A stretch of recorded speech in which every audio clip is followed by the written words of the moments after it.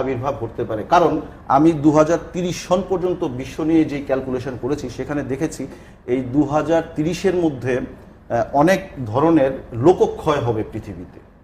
সেটা নিউক্লিয়ার ওয়ারের মাধ্যমে হবে, সেটা এই রোগ শোকের মাধ্যমে হবে, এবং ধর্মযুদ্ধ হওয়ারও পসিবিলিটিস রয়েছে। 2025, 2026 এই দুটো বছর কিন্তু নিউক্লিয়ার ওয়ারের জন্য খুবই ডেঞ্জারাস একটা দুটো বছর। আমি একটু অন্য প্রসঙ্গে যাই। নতুন অর্থনৈতিক ব্যবস্থা, নতুন আর্থব্যবস্থা শুরু করে দেয়। তো সেই দৃষ্টিকোণ থেকে এখানে আরেকটি সূত্র রয়েছে, এই ধরনের কনজাংশন যখন পৃথিবীতে হয় তখন দ্বৈত তীর সম অর্থনীতির ক্যারেক্টারটা হয়ে যায়। দ্বৈত তীর বলতে আমি এখানে বোঝাতে চাচ্ছি, একটা তীর হচ্ছে going to upward and another যে অ্যারো সেটা হচ্ছে গোয়িং টু ডাউনওয়ার্ড। যদি আমি এটাকে অর্থনীতির ভাষায় বলি তাহলে বলতে হবে কে শেপ ইকোনমি।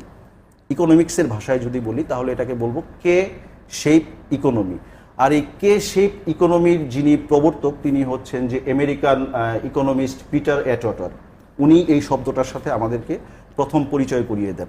তো কে ভিতরেও দেখবেন দুটো এরোর মতো, কিন্তু একটা উপরের দিকে একটা নিচের দিকে, মানে উত্থান পতনের না না না বিষয়টা তেমন নয়। এখানে যেটা হবে মধ্যবিত্ত এবং নিম্নবিত্ত এদের সাথে উচ্চবিত্তদের বৈষম্য বেড়ে যাবে। তো এই ইকোনমিক্সের কথাটা যখন আসলো সেখানে আরেকটা জিনিস আমি অ্যাড করে দিই, আমাদেরকে এখন খাদ্যে সম্পূর্ণভাবে স্বয়ংসম্পূর্ণ থাকতে হবে, তাহলেই ধরে নিন আমরা কোনো প্রকার কোনো সমস্যায় পড়ব না, যত ঝড়ঝাপটা যাই আসুক না কেন।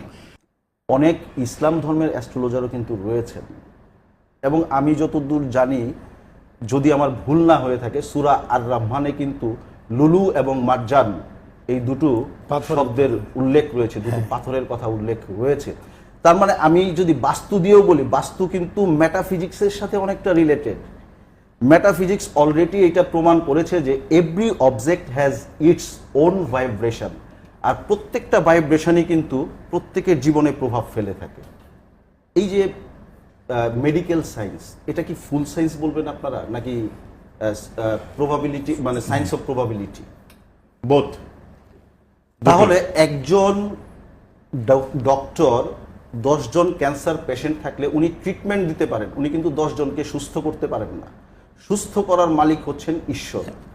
অর্থনীতির ক্ষেত্রে আমাদের দেশের আরেকটা করণীয় হবে, এটা আমি সরকারকে অনুরোধ করব, লো পেইড ইন্ডাস্ট্রি যেগুলো রয়েছে এইগুলোর প্রতি কিন্তু একটু দৃষ্টি দিতে হবে, কারণ এই সময়টাতে লো পেইড ইন্ডাস্ট্রিটা কিন্তু বেশি ক্ষতিগ্রস্ত হবে। সেই সাথে সাইবার হামলা হওয়ার সম্ভাবনা আছে, কাজেই সাইবার রিলেটেড যে বিষয়গুলো রয়েছে এই দিকে অবশ্যই সরকার